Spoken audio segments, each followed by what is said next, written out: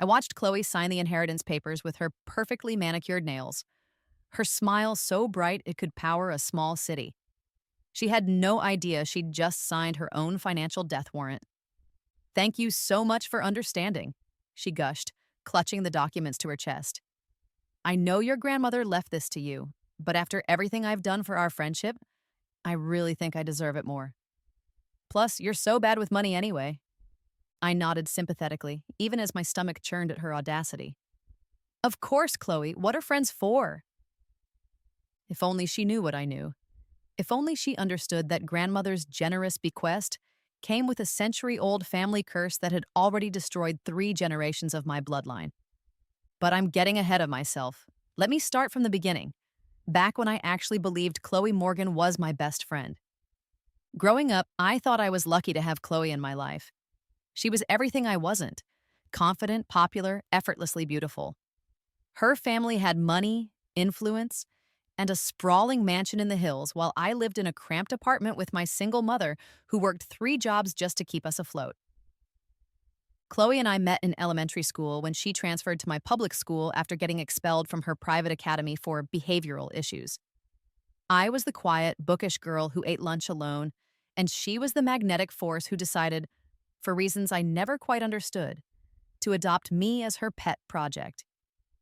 "You're going to be my best friend," she announced on her first day, sliding into the seat next to me at lunch. "I can tell you're loyal. I like that in people." For years, I was grateful for her attention. When other kids made fun of my secondhand clothes, Chloe would shut them down with a withering look. When I struggled with math, she'd help me cheat just enough to pass. When my mother couldn't afford a dress for prom, Chloe bought me one, though she made sure everyone knew about her generosity. I should have seen the patterns earlier, how she always had to be the center of attention, even at my birthday parties. How she'd borrow my ideas for school projects and somehow get better grades. How she'd flirt with any boy I showed interest in, not because she wanted them, but because she couldn't stand for me to have something she didn't control. The first major betrayal came during our senior year. I'd been secretly dating Marcus Chen, the quiet valedictorian who actually seemed to like me for my mind, rather than seeing me as Chloe's less interesting sidekick. We'd been together for 3 months, meeting in secret because I knew how Chloe felt about sharing attention. I made the mistake of confiding in her about my feelings for Marcus, about how I thought he might be the one. Her eyes lit up with what I mistook for excitement. "Oh, Emma, that's wonderful. You have to tell him how you feel." 2 weeks later, I walked into the school library to find Chloe and Marcus making out against the philosophy section. When she saw me, she didn't even have the decency to look ashamed. "Sorry, Em," she said, straightening her hair. "It just happened. You understand, right? I mean, you always said you wanted me to be happy." Marcus couldn't even meet my eyes. Later, I learned she'd told him I was only interested in him as a study partner, that I'd been laughing about his pathetic crush on me with other friends. All lies, but Marcus believed her. Why wouldn't he? Chloe was magnetic, confident, everything I wasn't. I swallowed my heartbreak and congratulated them on their relationship. What else could I do? Chloe was all I had. College brought more of the same. When I got accepted to Northwestern on a partial scholarship, Chloe's parents suddenly decided she should go there too. Coincidentally, her father made a generous donation to the alumni fund that same month. When I started dating a sweet literature major named David, Chloe swooped in with tales of my emotional instability and desperate neediness. When I landed a coveted internship at a prestigious magazine, Chloe somehow ended up with the position after telling the editor that I'd plagiarized my writing samples. Each betrayal chipped away at my self-worth, but Chloe always had explanations that made me question my own perceptions. I was too sensitive. I was imagining things. I was lucky to have a friend who cared enough to save me from my own poor judgment. The pattern continued after graduation. I'd work tirelessly to build something, a relationship, a job opportunity, a creative project, and Chloe would find a way to undermine it while positioning herself as the victim or the hero. She was a master manipulator, always one step ahead, always ready with tears or rage or wounded innocence depending on what the situation required. By the time we were 25, I was working as a freelance writer, barely scraping by while Chloe had leveraged her family connections into a high paying marketing job. She lived in a gorgeous downtown loft while I rented a studio apartment with paper thin walls. Yet somehow, she always found ways to make me feel like I owed her something. "I don't know why you struggle so much, Em," she'd say during our weekly coffee dates. "Maybe if you tried harder, put yourself out there more. I mean, I'm always offering to introduce you to people, but you're so antisocial." The truth was, I'd stopped trying to build relationships outside of Chloe because she had a gift for poisoning every connection I made. It was easier to be alone than to watch her systematically destroy anything good in my life. Then my grandmother died, and everything changed. I hadn't seen Grandmother Vera in 15 years. She was my father's mother, and after he abandoned us when I was 10, she'd cut off all contact. My mother always said it was because Vera blamed her for driving my father away, but I suspected there was more to the story. When her lawyer called to tell me I'd inherited her estate, I was shocked. According to the will, everything was mine: the Victorian mansion in Salem, Massachusetts, her antique collection, her investments, everything. The lawyer estimated the total value at over $2 million. For the first time in my adult life, I felt hope. Finally, I could escape the cycle of barely getting by.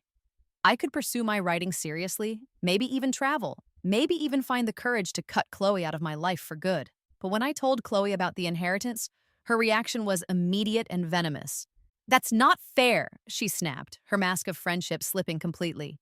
"You haven't spoken to that woman in years. Why would she leave everything to you? It doesn't make sense." "I don't know," I admitted. "I'm just as surprised as you are." "This is ridiculous. After everything I've done for you, everything my family has done, we've practically supported you your entire life. You owe me this, Emma. You owe me everything." I stared at her, finally seeing her clearly for the first time. The entitlement, the rage, the complete lack of empathy or self-awareness. This was who Chloe really was, who she'd always been. I'd just been too desperate for connection to see it. "I don't owe you anything," I said quietly. She laughed, a harsh sound that made my skin crawl. "Oh, please. You're nothing without me. You've never had an original thought in your life. Every success you've had, every opportunity, I handed it to you. And this is how you repay me." Something shifted in that moment. Maybe it was years of suppressed anger finally bubbling to the surface. Or maybe it was the realization that I finally had a way out. But for the first time in our friendship, I smiled when Chloe was trying to hurt me. "You're right," I said. "I am nothing without you. In fact, you know what? You deserve this inheritance more than I do. You should have it." The change in her demeanor was instant. The rage melted away, replaced by her practiced look of gracious surprise. "Oh, Emma, I couldn't possibly. I mean, if you really think—" "I do think. You've been such a good friend to me, Chloe. The inheritance should be yours." What I didn't tell her was what I'd discovered during my first visit to Grandmother Vera's house the week before. The Victorian mansion sat on 3 acres of overgrown gardens, its Gothic spires reaching toward a perpetually gray sky. It was beautiful in a haunting way, but there was something oppressive about the place, something that made my skin crawl the moment I stepped through the front door. The lawyer had given me the keys and a brief overview. Apparently, Grandmother Vera had lived alone for the past 30 years, employing only a groundskeeper who came twice a month. She'd been something of a recluse, which explained why none of the family had heard from her in so long. I spent the first few hours exploring the main rooms, marveling at the antique furniture and oil paintings that lined the walls. Everything was worth a fortune, just as the lawyer had indicated. But it was when I reached Grandmother Vera's study that I found the real treasure and curse. Hidden behind a false panel in an antique desk, I discovered a collection of documents that revealed the true history of my family's wealth. Letters, contracts, newspaper clippings, and most importantly, a detailed journal written in my grandmother's spidery handwriting. The truth was worse than anything I could have imagined. In 1923, my great-great-grandfather, Harold Morrison, had been a struggling businessman on the verge of bankruptcy. Desperate to save his failing textile company, he'd made a deal with a man named Cornelius Blackwood, a wealthy industrialist with rumored ties to organized crime. Blackwood had offered Harold a loan of $50,000, an astronomical sum at the time, with what seemed like generous terms. The interest rate was low, and Harold would have 50 years to repay the debt. What Harold didn't understand was the fine print buried deep in the contract's legal jargon. The debt would compound not just with interest, but with what Blackwood called legacy penalties. If the loan wasn't repaid within the 50-year term, the debt would transfer to Harold's heirs, but it would triple in value every decade it remained unpaid. Moreover, the contract stipulated that any assets inherited by family members would be automatically seized to cover the debt. And if the assets weren't sufficient, the Blackwood family could claim ownership of any property, business, or inheritance the Morrison family acquired in the future. Harold had built a successful textile empire with Blackwood's money, eventually becoming one of the wealthiest men in Massachusetts. But when the 50-year deadline arrived in 1973, the family discovered that Harold had never repaid the original loan. He'd died believing he'd beaten the system, leaving his children to deal with the consequences. By 1973, with compound interest and penalties, the original $50,000 debt had grown to over $3 million. Harold's children were forced to liquidate everything: the textile company, the family mansion, their investments. But even that wasn't enough. The Blackwood family, now led by Cornelius's son Vincent, claimed ownership of the Morrison family's future earnings and inheritances until the debt was satisfied. My grandfather had tried to fight the contract in court, but Blackwood's lawyers were too good. The contract was ironclad, filed properly with the state, and legally binding. Every cent the Morrison family earned, every inheritance they received, every asset they acquired belonged to the Blackwoods until the debt was paid. The debt that, by my grandmother's calculations, now totaled over $47 million. Grandmother Vera's journal told the story of how this curse had destroyed 3 generations of my family. My grandfather had died penniless and broken. My father had fled the family name entirely, changing his identity and abandoning everyone he'd ever loved, rather than face the crushing weight of inherited debt. And Grandmother Vera had spent the last 50 years of her life carefully constructing this final trap. She'd accumulated her wealth slowly, carefully, using trusts and shell companies to hide her assets from the Blackwood family's lawyers. But she knew that the moment she died, they'd come for everything. The inheritance she was leaving me wasn't a gift, it was bait. According to the contract, whoever inherited the Morrison family assets would also inherit the debt. The Blackwoods had been waiting patiently for decades, allowing the Morrison family to rebuild their wealth so they could seize it all at once. My grandmother's entire estate would be forfeit the moment I officially claimed it, and I'd be left with a debt that would cripple my children and their children after them. But the contract had one loophole, buried deep in subsection 47. The debt could only be transferred to blood relatives of Harold Morrison. If I voluntarily gave the inheritance to someone outside the family, that person would receive the assets free and clear. But they'd also inherit the debt along with it. Grandmother Vera had spent her final years researching this loophole, planning her revenge against the Blackwood family. She couldn't escape the debt herself, but she could ensure it destroyed them instead. All I had to do was find someone greedy enough and stupid enough to accept the inheritance without doing their due diligence. "Are you absolutely sure about this?" the lawyer asked for the 3rd time as Khloe signed the transfer documents. "Miss Morrison, this is a very significant decision. Perhaps you should take more time to consider it." "I'm sure," I said firmly. "Khloe deserves this more than I do. She's been like family to me." The lawyer looked uncomfortable, but legally there was nothing he could do to stop me. I was the named beneficiary, and I had every right to transfer my inheritance to whomever I chose. Khloe was practically vibrating with excitement as she signed her name with a flourish. "This is so generous of you, Emma. I promise I'll use this money to help both of us. We'll be partners. We can invest together, travel together." I nodded and smiled, even as my heart raced with anticipation. In exactly 72 hours, the transfer would be finalized. The Blackwood family's lawyers would receive notification of the new inheritor, and Khloe would discover that her windfall came with a $47 million price tag. The beauty of Grandmother Vera's plan was its simplicity. The Blackwoods had grown complacent over the decades, secure in their belief that they had eventually claimed the Morrison inheritance. They hadn't bothered to monitor the family closely or update their legal strategies. When their lawyers filed the debt claim, they'd automatically target whoever held the assets, and that would be Khloe. I spent the next 3 days in a state of nervous excitement, waiting for the other shoe to drop. Khloe had already started making plans for our money, sending me links to luxury vacation packages and investment opportunities. She'd even started looking at expensive apartments, confident that her new wealth would open doors that had previously been closed to her. On Thursday morning, exactly 72 hours after the transfer was finalized, my phone rang. "Emma!" Khloe's voice was shrill with panic. "What the hell did you do to me?" I took a deep breath, savoring the moment I'd been dreaming of for years. "What do you mean?" "The lawyers. These lawyers showed up at my apartment with papers. They're saying I owe them $47 million. They're saying the inheritance comes with some kind of debt. What is this? What did you do?" "Oh, no," I said, injecting just the right amount of concern into my voice. "That's terrible, Khloe. What are you going to do?" "Fix this. You have to fix this. The inheritance was yours. This debt should be yours too." "Actually," I said, and I couldn't keep the smile out of my voice anymore. "According to the lawyers I spoke with, the debt transfers with the assets. Since you're now the legal owner of my grandmother's estate, you're also responsible for any associated obligations. Congratulations, Khloe. You got exactly what you deserved."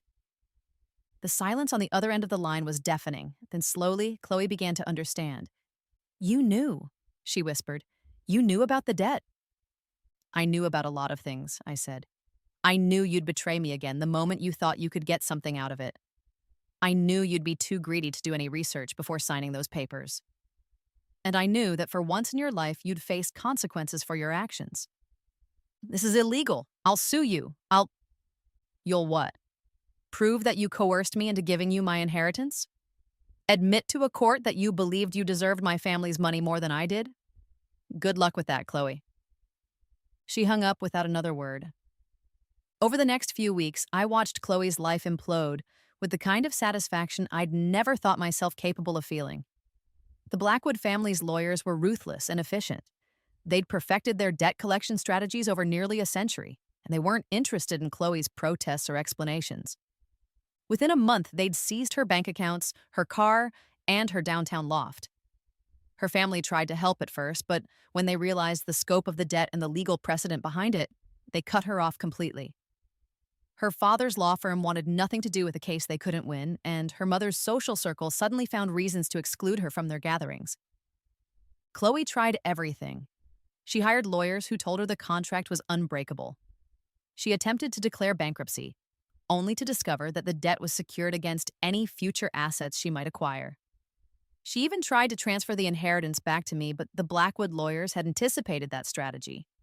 The contract specified that once the debt had been transferred to a non-family member, it couldn't be returned to the Morrison bloodline. She was trapped, just as 3 generations of my family had been trapped. But unlike my ancestors, Khloe had no one to support her through the crisis. She'd burned too many bridges, manipulated too many people, destroyed too many relationships. When she needed help the most, she discovered that her network of friends had been built on her wealth and social status rather than genuine affection. I, meanwhile, was finally free. With the inheritance and its cursed debt safely transferred to Khloe, I was able to start rebuilding my life from scratch. I used my savings to rent a small apartment in Portland, far from both Khloe and the memories of our toxic friendship. I focused on my writing, pouring years of suppressed emotions into stories and essays that finally felt authentic and powerful. For the first time in my adult life, I was able to form genuine relationships. Without Khloe's interference, I discovered that people actually liked me for who I was, rather than seeing me as an extension of her more dominant personality.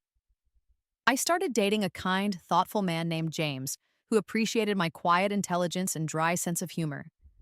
I made female friends who supported my successes instead of undermining them. 6 months after transferring the inheritance, I received a call from my publisher. The collection of essays I'd written about toxic friendship and emotional manipulation was being picked up by a major house. The advance was modest but significant, enough to give me financial security for the first time in my life. "The manuscript is powerful," my editor told me during our first meeting. "There's something raw and authentic about your voice that readers are going to connect with. Have you considered expanding this into a full memoir?" I had, actually.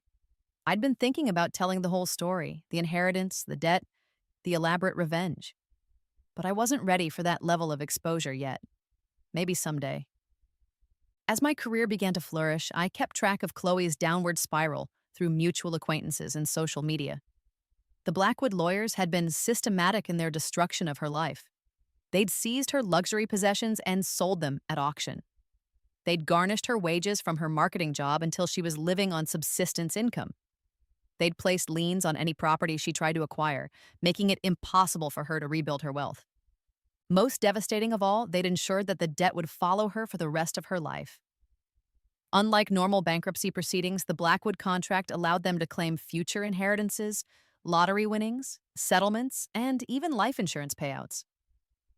Chloe would never be free of the debt, and neither would her children if she ever had any. She tried to contact me multiple times during those first months, alternating between desperate pleas for help and furious threats of legal action. I blocked her number after the fifth voicemail, in which she sobbed about how I'd ruined her life and begged me to fix this mess. I felt no sympathy for her. For years, she'd ruined my life systematically and deliberately, always finding ways to justify her cruelty. Now she was experiencing the consequences of her own greed and entitlement, and I was finally free to become the person I was meant to be. 1 year after the inheritance transfer, I was living in a charming cottage outside Portland, working on my second book and planning my wedding to James. My writing career was thriving, my relationships were healthy, and for the first time in my adult life, I woke up each morning feeling genuinely happy. It was a rainy Thursday in October when Chloe showed up at my door. I almost didn't recognize her. The perfectly styled hair was gone, replaced by a choppy bob that looked like she'd cut it herself. Her designer clothes had been replaced by a wrinkled t-shirt and jeans with holes in the knees. She'd lost weight, but not in a healthy way. Her face was gaunt, her eyes hollow with exhaustion and desperation. "Hello, Emma," she said quietly. "Can we talk?" Every instinct told me to slam the door in her face, but curiosity won out. I led her into my living room, noting how her eyes darted around, taking inventory of my modest but comfortable furnishings. "You look good," she said, settling onto my couch uninvited. "Happy." "I am happy," I replied, remaining standing. "What do you want, Chloe?" She laughed, but there was no humor in it. "Straight to the point. I like that. You've changed, Emma, grown a spine." "I always had a spine. You just spent years trying to break it." We stared at each other in silence for a moment. I could see her calculating, trying to figure out what approach might work on me. The old Chloe would have tried tears or rage or manipulation. This version of her looked too tired for games. "The debt is killing me," she said finally. "I can't eat, can't sleep, can't think about anything else. Every penny I make goes to those lawyers, and it's not even making a dent. Do you know what $47 million looks like when it's compounding daily? It's impossible, Emma, completely impossible." "I know," I said simply. "Then help me. You're the only one who can fix this." "No, I'm not. The contract is very clear. Once the debt is transferred to a non-family member, it can't be returned to the Morrison bloodline. I couldn't take it back even if I wanted to." "But you could do something. You could talk to the lawyers or—" "Why would I want to help you, Chloe?" The question came out harsher than I'd intended, but I didn't apologize for it. "Give me one good reason why I should lift a finger to save you from a situation you put yourself in." She opened her mouth to respond, then closed it again. I could see her struggling, perhaps for the first time in her life, to think of a single selfless thing she'd done for me. "Because we're friends," she said finally. But even she didn't sound convinced. "No, we're not. We never were. You used me for years, Chloe. You destroyed every relationship I tried to build, sabotaged every opportunity I earned, and made me believe I was worthless without you. You're not my friend. You're my abuser." The word hung in the air between us like a blade. Chloe's face went white. "That's not— I never—" "You absolutely did. And when I finally had something good in my life, something that could have given me independence and happiness, your first instinct was to take it away from me. You didn't even pretend to be happy for me, Chloe. You just immediately started calculating how you could make my inheritance yours." Tears were streaming down her face now, but they felt manipulative rather than genuine. "I'm sorry," she whispered. I'm so sorry, Emma. I know I hurt you, but I never meant. You meant every bit of it. You enjoyed it. You got off on having power over me, on being the center of attention, on making sure I never got too successful or too happy. Well, congratulations, Chloe. You finally got exactly what you deserved. She was sobbing openly now, her carefully constructed mask completely shattered. Please, she begged. I'll do anything. I'll give you everything back. I'll leave you alone forever. You can't give me anything back because you have nothing left to give. And you can't leave me alone forever because you'll be dealing with this debt for the rest of your life. Every time you think about money or success or happiness, you'll remember what you did to me, and that's exactly what I wanted. I walked to the front door and opened it. Goodbye, Chloe. Don't contact me again. She stumbled toward the door, still crying, still pleading. At the threshold, she turned back one last time. You've become a monster, Emma. This isn't who you used to be. I smiled, feeling genuinely peaceful for the first time since she'd arrived. No, Chloe, this is who I always was, underneath all your manipulation and gaslighting. You just never bothered to notice because you were too busy destroying everything I cared about. I closed the door and watched through the window as she walked away, her shoulders shaking with sobs. I felt no guilt, no regret, no sympathy, only satisfaction. She was right about one thing. I had changed. I'd become someone who valued herself, someone who refused to be a victim, someone who understood that sometimes the only way to stop a bully is to hit back harder than they ever expected. And I was perfectly comfortable with who I'd become. 2 years later, I was signing copies of my memoir at a bookstore in downtown Portland when I saw a familiar face in the crowd. Chloe was standing near the back, partially hidden behind a display of bestsellers, watching me with an expression I couldn't quite read. She looked even worse than she had at my cottage. Her clothes were shabby, her hair unwashed, her face marked by the kind of stress that ages you beyond your years. But there was something else in her expression, a strange mixture of resignation and what might have been pride. When I finished signing, she approached the table hesitantly. Congratulations, she said quietly. I read the book. It's good, really good. I studied her face, looking for signs of manipulation or hidden agenda, but found only exhaustion. Thank you. You didn't use my real name. No, I changed everyone's names except my own. She nodded, her fingers tracing the edge of my book's cover. The ending was different than I expected. In the memoir, I'd told the story of our friendship and the inheritance, but I'd changed the ending. In the book version, I'd ultimately chosen forgiveness over revenge, transferring the inheritance to charity rather than using it to destroy my former friend. It was the ending I sometimes wished I'd chosen, the version of myself I thought readers would find more sympathetic. I wanted to show what the better version of me might have done, I said honestly. But that's not what really happened. No, that's not what really happened.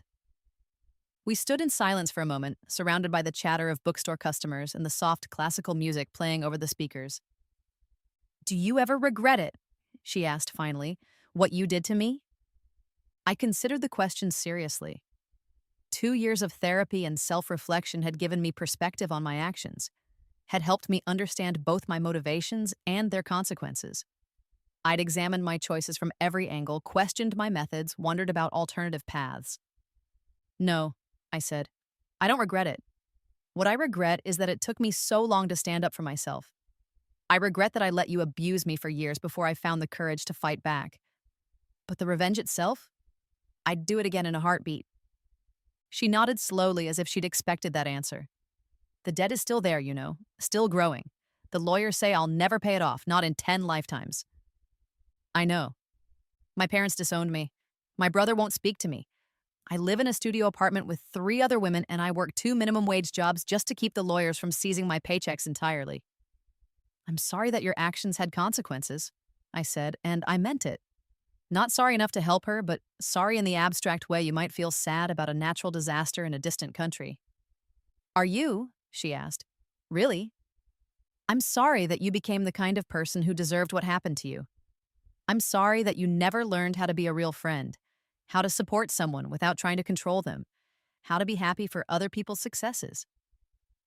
I'm sorry that you're so fundamentally broken that destroying you was the only way I could save myself. Her eyes filled with tears, but she didn't break down this time. Instead, she nodded again, accepting my words like a diagnosis she'd been expecting.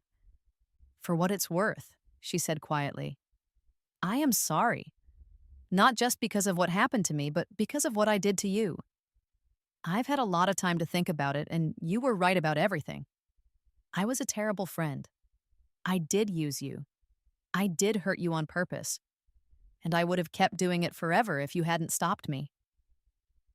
It was the first genuine apology she'd ever given me, and probably the first genuine apology she'd ever given anyone. I found myself unexpectedly moved by it. Thank you for saying that, I said. It doesn't change anything, does it? The debt, I mean. No, it doesn't change anything. She picked up a copy of my book and handed it to me along with a $20 bill. Would you sign it? For Khloe, not for the fake name you used in the story. I signed the book and handed it back to her. She clutched it to her chest the same way she'd clutched the inheritance papers 3 years earlier, but with none of the greedy excitement. I hope you're happy, Emma. I really do. Despite everything, I hope you get everything you ever wanted. And then she was gone, disappearing into the crowd of customers like she'd never been there at all. I never saw her again. 5 years after the inheritance transfer, I was a best-selling author with 3 published books and a comfortable life with my husband James and our 2 young children. We lived in a restored farmhouse outside Portland, surrounded by gardens and fruit trees and all the peace I'd once thought was impossible. I'd kept track of Khloe sporadically through mutual acquaintances and occasional internet searches, but the reports were always the same. She was still trapped by the debt, still working multiple jobs just to survive, still paying the price for her greed and cruelty. Then, one morning, I received a call from a lawyer I didn't recognize. Miss Morrison, this is Richard Blackwood. I represent the Blackwood family estate. My blood went cold. I'd been dreading this call for years, wondering if somehow the debt would find its way back to me despite the contract's protections. What can I do for you, Mr. Blackwood? I'm calling about Miss Khloe Morgan. I'm afraid she passed away yesterday. The world seemed to tilt around me. What? Heart attack. She was only 32, but the stress of the debt situation had taken a significant toll on her health. She'd been hospitalized twice in the past year for heart palpitations and anxiety attacks. I sank into a chair, my hands shaking. I'd wanted Khloe to suffer, but I'd never wanted her to die. The debt was supposed to be a life sentence, not a death sentence. I'm calling because Miss Morgan left something for you, the lawyer continued. A letter. She specifically requested that we deliver it to you in the event of her death. A letter? Yes. Would you like me to read it to you over the phone, or would you prefer I mail it? Read it, please. I heard the rustle of paper, then Mr. Blackwood's professional voice began reading Khloe's final words. Dear Emma, if you're hearing this, then the debt finally killed me. I want you to know that I don't blame you for that. I've had 5 years to think about what I did to you, and I understand now that this was always going to be the ending. I made myself into a person who distrobed everything good in other people's lives, and eventually, that poison had nowhere else to go but into my own heart. I've spent these last years trying to become someone different, someone better. It's been too late to save myself, but I wanted to try anyway. I've volunteered at a women's shelter, helping other people escape abusive relationships. I've been in therapy, trying to understand why I became such a monster. I've even made a few real friends, people who liked me even though I had nothing to offer them but my time and attention. It wasn't enough to undo the damage I'd done, but it was something. For the first time in my life, I was able to care about other people more than I cared about myself. It was a small redemption, but it was mine. I want you to know that I forgive you for the revenge. Not because I'm noble or generous, but because I finally understand that forgiveness isn't about the person who hurt you.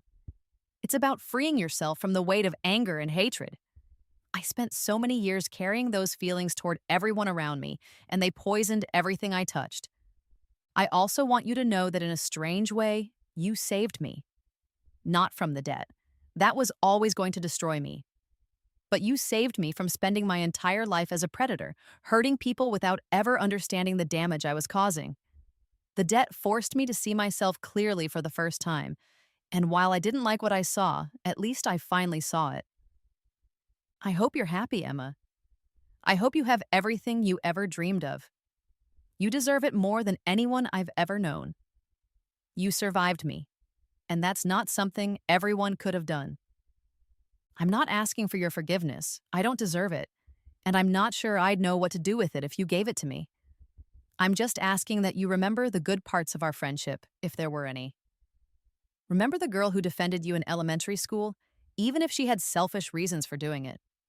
Remember the times we laughed together, even if I was usually laughing at someone else's expense. And please don't let what I became define how you see yourself. You're not a monster, Emma. You're a survivor who fought back against someone who was trying to destroy you. That's not the same thing as being cruel. That's just being human. Thank you for showing me who I really was. It was the most painful and most necessary gift anyone ever gave me. Goodbye, Khloe. The lawyer finished reading, and I sat in stunned silence, tears streaming down my face. I'd thought I was prepared for any outcome of my revenge, but I'd never considered this one. Miss Morrison, are you there? Yes, I managed. I'm here. Was there anything else? Actually, yes. Miss Morgan had one final request. She asked that we inform you that the debt dies with her. According to the original contract, if the inheritor dies without heirs and without transferring the assets to another party, the debt is considered satisfied. The Blackwood family has no further claim on the Morrison estate or anyone associated with it. I couldn't speak. The debt that had haunted my family for nearly a century was finally gone, ended not by payment or legal maneuvering, but by Khloe's death. There's one more thing, Mr. Blackwood continued. Miss Morgan managed to save a small amount of money over the past few years, about $3,000. She left it to a women's shelter in Portland with instructions that it be used specifically to help women escape abusive friendships. She said you'd understand the significance. After hanging up, I sat in my kitchen for hours, staring out at the garden where my children were playing, trying to process everything I was feeling. Relief that the debt was finally gone. Guilt that Khloe had died so young. Confusion about her final transformation. And something else. Something that felt almost like grief. Despite everything she'd done to me, despite the years of abuse and manipulation, Khloe had been a constant in my life for over 2 decades. She'd shaped me in fundamental ways, both positive and negative. Her absence left a strange void that I wasn't sure how to fill. That evening, I told James about the call and the letter. He listened without judgment, holding my hand as I worked through my complicated emotions. Do you think she really changed? I asked him. Or was that just another manipulation? One final attempt to make me feel guilty? Does it matter? He replied gently. She's gone, Emma. The debt is gone. The only thing left now is how you choose to remember her and how you choose to move forward. He was right, of course. Khloe's motivations for writing the letter were ultimately unknowable and irrelevant. What mattered was that I was finally completely free, not just from the debt, but from the cycle of anger and revenge that had defined our relationship. Over the following weeks, I found myself thinking about her letter constantly. I researched the women's shelter she'd mentioned and discovered that she'd been volunteering there for 3 years, working with women who were trying to escape toxic relationships. The staff there remembered her fondly, describing her as empathetic and insightful, someone who could recognize manipulation tactics because she'd used them herself. It was this detail more than anything else that convinced me her transformation had been genuine. Khloe had always been too narcissistic to care about other people's problems unless they directly affected her. The fact that she'd spent her final years helping strangers escape situations similar to the one she'd created for me suggested a level of self-awareness and empathy that the old Khloe had never possessed. I decided to visit the shelter and make a donation in her memory, not because I forgave her, but because I wanted to support the work she'd been doing. If her final years had been spent helping other people heal from the kind of damage she'd once caused, then perhaps there had been some meaning in her suffering after all. The shelter director, a kind woman named Maria Santos, showed me around the facility and told me more about Khloe's volunteer work. She was one of our most effective counselors, Maria explained. She had an uncanny ability to spot manipulation tactics and help our clients recognize when they were being gaslit or emotionally abused. She said she'd learned to identify those patterns through personal experience. Did she ever talk about her past? I asked. Not much, but she did mention that she'd hurt people close to her and was trying to make amends. She was very hard on herself, maybe too hard. I think she carried a lot of guilt about things she'd done before she came to us. As we talked, I began to understand that Chloe's final years had been a kind of penance, a deliberate effort to use her knowledge of manipulation and abuse to help others rather than to harm them. It didn't excuse what she'd done to me, but it suggested that she genuinely tried to become a better person in the time she had left. That night, I sat down at my computer and began writing. Not another memoir or novel, but a letter I'd never send, addressed to a woman who'd never read it. It was my way of processing everything I was feeling, of finding closure not just for Chloe's death, but for our entire relationship. Dear Chloe, I wrote, I received your letter today, and I don't know how to feel about it. Part of me wants to believe that you really changed, that your final years meant something. Part of me thinks this might be your most sophisticated manipulation yet, making me feel guilty about your death from beyond the grave. But maybe it doesn't matter which interpretation is correct. Maybe what matters is that you tried to do something good with the life you had left, even if it was too late to undo the damage you'd caused. I can't forgive you. I want to be clear about that. Forgiveness implies that I'm willing to let go of the justified anger I feel about what you did to me, and I'm not. That anger was the fuel that finally gave me the strength to fight back, to value myself, to demand better treatment from the people in my life. I'm not ready to give that up, even now. But I can acknowledge that you were more than just the worst parts of yourself. You were a complex person who made terrible choices, but who was also capable of growth and redemption. Your letter showed me that you finally understood the pain you'd caused, and your volunteer work showed me that you tried to use that understanding to help others. That's not nothing. It doesn't balance the scales or erase your cruelty, but it's not nothing. I hope you found some peace in your final years. I hope the work you did at the shelter gave you a sense of purpose and meaning. I hope you were able to forgive yourself, even if I never could. And I hope that somewhere, somehow, you understand that I did what I had to do to survive you. I'm not sorry for the revenge, but I am sorry that it came to that. I'm sorry that neither of us was wise enough or strong enough to find a better way. Goodbye, Chloe. Rest in peace. I printed the letter, folded it carefully, and placed it in a box with other mementos from my past. Photos, old journals, souvenirs from trips I'd taken. It wasn't forgiveness, but it was a kind of closure, a way of acknowledging that our story was finally complete. 10 years have passed since Chloe's death, and I'm now in my early 40s, established in my career and content with my life. I've published 6 books, raised 2 wonderful children, and built the kind of relationships I never thought possible during the years when Khloe dominated my social world. Sometimes people ask me if I regret the revenge, especially after learning how the story ended. They expect me to have learned some lesson about the futility of hatred or the importance of forgiveness. They want me to say that Chloe's death made me realize that revenge is hollow and destructive, that I should have taken the high road from the beginning. But that's not the truth, and I've built my career on telling uncomfortable truths. The truth is that the revenge saved my life. It gave me the strength to break free from a relationship that was slowly destroying my sense of self-worth and my ability to connect with other people. It showed me that I was capable of fighting back, of valuing myself enough to demand better treatment. Without that experience, I might have spent my entire life as Chloe's victim, accepting abuse because I believed I deserved it. Chloe's transformation in her final years was admirable, but it came only after she faced consequences for her actions. The debt didn't just punish her, it forced her to confront the reality of who she'd become and motivated her to change.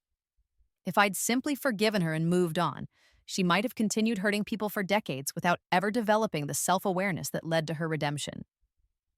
The revenge was brutal and unforgiving, but it was also necessary. Sometimes the only way to stop a predator is to show them what it feels like to be prey. Sometimes the only way to save yourself is to destroy the person who's trying to destroy you. I don't encourage other people to follow my example. Every situation is different, and revenge is a dangerous path that can easily consume the person seeking it. But I also don't regret walking that path myself. It led me to freedom, to self-respect, to the life I was meant to have. Khloe taught me many lessons during our 20-year relationship. She taught me that some people will hurt you simply because they can, that kindness can be mistaken for weakness, that loyalty is often a one-way street. But the most important lesson she taught me was this: sometimes the only way to save yourself is to stop being a victim and start being a survivor. And sometimes, if you're very careful and very lucky, you can arrange for your abuser to destroy themselves with their own greed and cruelty. It's not justice in any traditional sense, but it's a kind of poetic balance that feels right to me even now. I live peacefully in my farmhouse with my family, writing stories about human nature and the complicated relationships that define us. My children don't know about Chloe, or the inheritance, or the elaborate revenge that freed me from a lifetime of emotional abuse. Maybe someday I'll tell them the whole truth, but for now, they only know me as someone who values herself, someone who chooses her relationships carefully, someone who believes that people should be held accountable for their actions. I'm proud of who I've become, and I'm grateful for the strength I found to fight back when fighting back was the only option. The debt that haunted my family for nearly a century is finally gone, ended by the same greed and selfishness that created it in the first place, and I am free.